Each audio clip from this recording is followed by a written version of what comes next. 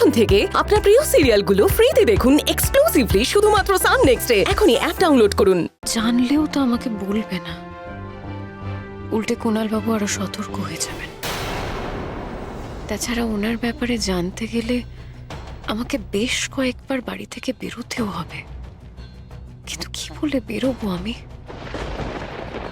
ঋষা কিছু সন্দেহ করলে তো আরো বিপদ। অনিরুদ্ধ বাবুকে সবটা জানাতে হবে। এসব কি হচ্ছে? কি হ্যাঁ, পড়তে বসে কি হচ্ছে? কি হয়েছে? কি করছিল ওরা? আচ্ছা, আপনি খেয়াল করেননি? পড়াশোনার নাম করে দুজনে মিলে দুষ্টুমি করছে। দুষ্টু ছেলে আর দুষ্টু মেয়ে। আচ্ছা, তোমরা পড়তে বসে কেন দুষ্টুমি করো? এত বাড়াবাড়ি কিসের? একটা কথা শোনো। ঠিক আছে, বকতে হবে না আর।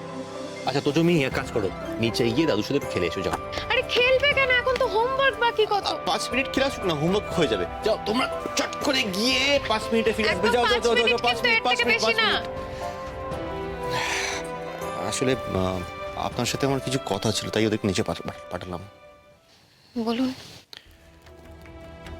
আমি না মায়ের সাথে কথা বললাম, বুঝলেন? কথা বলে যা বুঝলাম, প্রতীক তো সারাদিন ঈশাকে নিয়ে ব্যস্ত থাকে। আমি ছাড়া মাকে বোঝার বা দেখার কেউ নেই। আমি মাকে বিশ্বাস করে অনুরোধ করব, আর মাকে বিশ্বাস করেই আমি ঈশাকে আরেকটা সুযোগ দিয়েছি। কিন্তু ঈশাকে আমি বিশ্বাস করি না।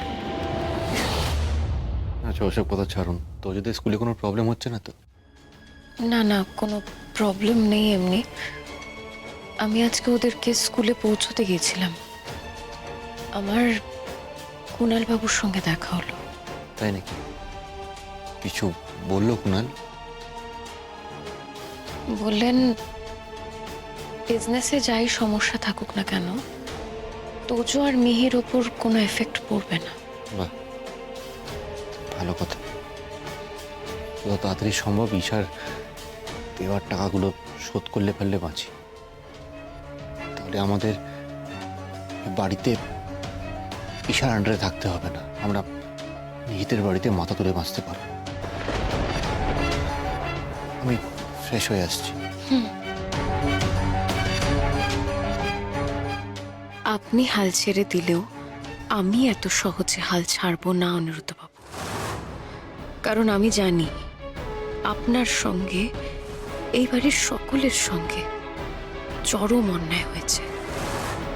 এই অন্যায়ের বিরুদ্ধে আমি একাই লড়ব। কুণাল বাবুর রহস্য আমায় খুঁজে বের করতেই হবে।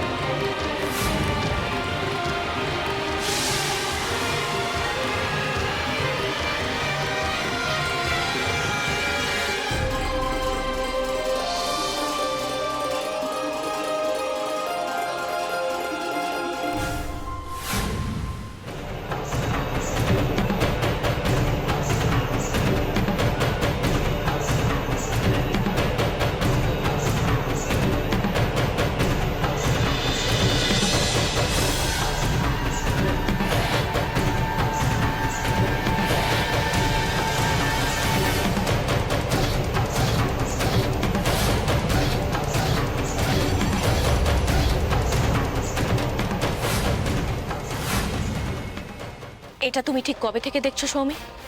আমি বেশ কদিন ধরেই লক্ষ্য করছি বর্দি, জাগৃতি যখন বাচ্চাগুলোকে স্কুলে পৌঁছে দিতে যায় বেশ খানিকক্ষণ পর বাড়িতে ফেরে, আবার যখন বাচ্চাগুলোকে স্কুল থেকে আনতে যায় বেশ খানিকক্ষণ আগে বাড়ি থেকে বেরিয়ে যায়। এটা কিন্তু কাকিমণি একদম ঠিক বলেছে। এই ব্যাপারটা আমিও নোটিস করেছি। জাগৃতি তোজো আর মেয়েকে স্কুলে দিতে যাওয়া আর নিতে যাওয়ার নাম করে কোথাও তো একটা যায়। কোথায় যাবে ও? মানে আমার তো জানা নেই ওর কোথাও যাবার জায়গা আছে বলে। বর্দি, এটা তুমি বলছো? না মানে তুমি জানো না? আরে বাবা, জাগৃতি তো নিজের ওই আগের হতচ্ছাড়া বরটাকে তো কলকাতার বাইরে যেতে দিল না। কেন যেতে দিল না? নিশ্চয়ই কোনো কারণ আছে। আমার কি মনে হয় বলো তো, হয়তো হয়তো লুকিয়ে লুকিয়ে জাগৃতি ওর ওই হতচ্ছাড়া বরের সঙ্গে দেখা করতে যায়। বলা যায় না তো, যা নচ্ছার মেয়ে, বিশ্বাস নেই। আমারও ঠিক এরকমই সন্দেহ হচ্ছে। কিন্তু আমি এত সাহস ও পাবে? মা, জাগৃতিকে না আপনারা চেনেন না। জাগৃতিকে আমি অনেক দিন ধরে চিনি। আমি জানি ও কতটা সাংঘাতিক। আরে বাবা, আমার দাদা কি অকারণে অশান্তি করতো নাকি ওর সাথে? আর আমার মা বাবার তো ব্রেন ওয়াশ করে আমার সাথে সম্পর্কটাই খারাপ করে দিল। একদম ঠিক বলেছে, ব্রেন ওয়াশ। আমি জানি তো, আমি তো দেখেছি কি ভালো ব্রেন ওয়াশ করতে পারে। সেই জন্যই তো ডিভোর্স হওয়ার পরেও তোমার মা বাবার নাম নিলে জাগৃতি একদম অজ্ঞান। আমার দাদার তো মাথাটা পুরোটাই খারাপ করে দিল। এবার তো আমার ভয় লাগছে। ভয় লাগছে যে অনিরুদ্ধ দ্বারও না মাথাটা খারাপ করে দেয়, একই হাল করে তারপরে বাড়ি থেকে পালিয়ে যায়। না, সেই সুযোগও পাবে না। আমি বেঁচে থাকতে অনির কোনো ক্ষতি করতে দেব না আমি ওকে। বাড়িতে ফিরুক আজও,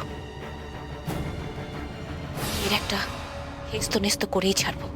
যেভাবেই হোক আজ আমি ওকে হাতে না হাতে ধরবই। হাতে নাতে ধরে কি হবে বলুন তো মা? ওই তো জাগৃতি গিয়ে দাদার কাছে নালিশ করবে, আর আপনার বড় ছেলে আপনাকে এসে নানান রকম ছোট বড় কথা শুনিয়ে যাবে। ঈশা একদম ঠিক বলেছে বর্দি। হ্যাঁ, আমিও তাই বলছি। তুমি না নিজের ছেলেকে বলো, মানে জাগৃতিকে বলে তো কোনো লাভ নেই বর্দি। তুমি যা বলার অনিকে ডেকে বলো, অনিকে ডেকে বোঝাও। মাথা গরম করে লাভ নেই।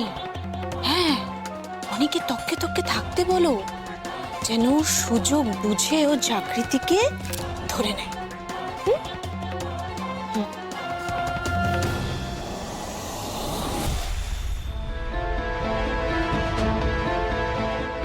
তাই করি।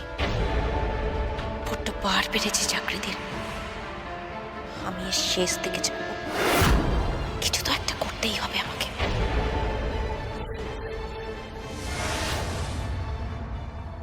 জাগৃতি যে দাদার সঙ্গে